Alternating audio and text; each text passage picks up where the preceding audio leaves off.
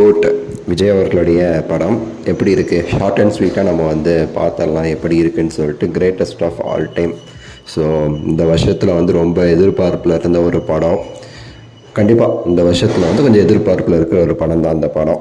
ஏன்னா வந்து பெரிய ஒரு ஸ்டார் காஸ்ட்டு, ஒரு மல்டி ஸ்டாரர் மூவி இந்த படம் வந்து. ஆக்சுவலாக விஜய் அவர்கள் போக பல பேர் நடிச்சிருக்காங்க. விஜயை விட பெரிய பெரிய ஆட்கள்லாம் நடித்த மாதிரி வந்து.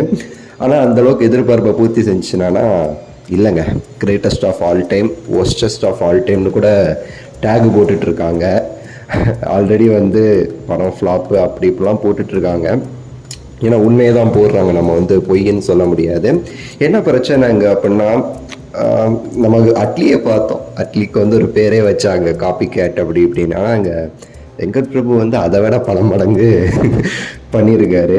விஜய் அவர்கள் இந்த படத்துக்கு எப்படி ஒத்துக்கிட்டார்? ஏன்னா பெரிய ஒரு நெகட்டிவே வந்து இந்த படத்தில் விஜய் அவர்களாக தான் இருக்கிறாரு. ஆக்சுவலாக வெங்கட் பிரபுக்கு அப்புறமாட்டு டேரக்டருக்கு அப்புறம் வந்து ஹீரோ தான் நெகட்டிவிட்டிட்டு. விஜயோடைய பழைய படங்கள் எல்லாத்தையும் பார்த்து எல்லா படத்துலேருந்து ஒரு சீனை உருட்டி ஒரு படம் எடுத்த மாதிரி இந்த படத்தை வந்து எடுத்து வச்சுருக்காங்க. என்னத்த சொல்கிறது, பல ஆட்கள் இருக்காங்க. நான் சொன்ன ஹீரோயின்ஸ் 2 அப்படி இப்படி, பிரபுதேவா, பிரசாந்த், பல பேர். ஆனால் யாருமே தெரியலை. ஏன்னா எல்லா இடத்துலையும் விஜய் விஜய் விஜய் விஜய்னு இருக்கும்போது மற்றவங்களுடைய ரோலே தெரியலை. அவங்க எதுக்கு நடித்தாங்கங்கிறதே வேஸ்ட்டாக தான் இருக்குது ஒரு பக்கம். இன்னொரு முக்கியமான விஷயம் வந்து, எதுக்கு இந்த படம்? ஃபஸ்ட்டு விஜய் அவர்களுடைய கெரியரில் வந்து ஆல்ரெடி நிறைய நம்ம மொக்க படம் அப்படின்னாலே வசூல் அதிகம்னு சொல்லி நம்ம ஏமாற்றிடுவோம். ஆனால் அது வந்து கிரிட்டிக்ஸ் ரீதியாக எல்லாமே மொக்க தான். லியோவிலிருந்து அதுக்கு முன்னாடி வந்த வாரிசு எல்லாமே மொக்க. அப்போ ஒரு ஹிட்டு தேவை. ஃபஸ்ட்டு நல்ல கலெக்ஷன் கொடுக்க தேவையில்லை. விஜய் படம் வந்து எவ்வளோ கிளமாக இருந்தாலும் வர சுட்டு கலெக்ஷன் வந்து ஆகும்னு சொல்லி ப்ரொடக்ஷன் சைட்லேயே வந்து வர சுட்டுருவாங்கங்கிறது வந்து ஒரு பக்கம் உறுதி. பட் நல்ல ரிவ்யூ உள்ள ஒரு படம் வேணும்ல. அதுக்கு எந்த படமும் அதில் தோத்துடுச்சுன்னு சொல்லலாம். விஜய் படம் ஒரு காலத்தில் எவ்வளோ மொக்கையாக இருந்தாலுமே சரி, பாட்டாவது நல்லா இருக்குன்னு சொல்லலாம். அதுக்கடுத்து ஒரே ஒரு பாட்டு மட்டும் நல்லா இருந்துச்சு. போய் என்ன கேவலப்படுத்தி வச்சுருக்காங்க. ஐயோ பாவம்.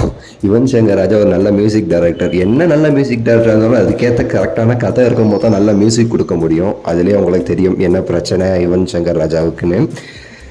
என்னங்க சொல்கிறது, என்ன இருந்தாலும் இன்றைக்கி பாருங்களேன், ப்ரொடக்ஷன் ஹவுஸே வந்து நாளைக்கு வந்து 200 கோடின்னு சொல்லி அனௌன்ஸ் பண்ணுவாங்க. ஏன்னா வந்து எல்லாம் வந்து ஒரு பேசி வைக்கிற ஒரு அஜெண்டா மாதிரி தான் இது. உங்களுக்கு எப்படி சொல்கிறது, ஒரு வடகாரர்கிட்ட போயிட்டு நான் வந்து நீங்கள் இந்த வடை வந்து 300 ரூபான்னு சொல்லுங்கள், நான் உங்களுக்கு 400 ரூபா தரேன்னு சொன்னேன்னு வச்சுக்கோங்களேன், அவர் சொல்லுவார்ல.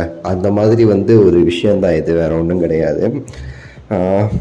ஃபஸ்ட்டு நீங்களும் படத்தை பார்ப்பீங்க. படத்தை பார்த்ததுக்கப்புறம் சொல்லுங்கள். இந்நேரம் வந்து காசு வாங்கின கோல்டு ரிவ்யூவர்ஸு, அப்புறம் வந்து அனில்ஸு எல்லாரும் வந்து படம் அப்படி இப்படி ஓஹோ ஏஹே டீ ஏஜிங் அப்படி இப்படின்னு சொல்லிட்டு இருப்பாங்க.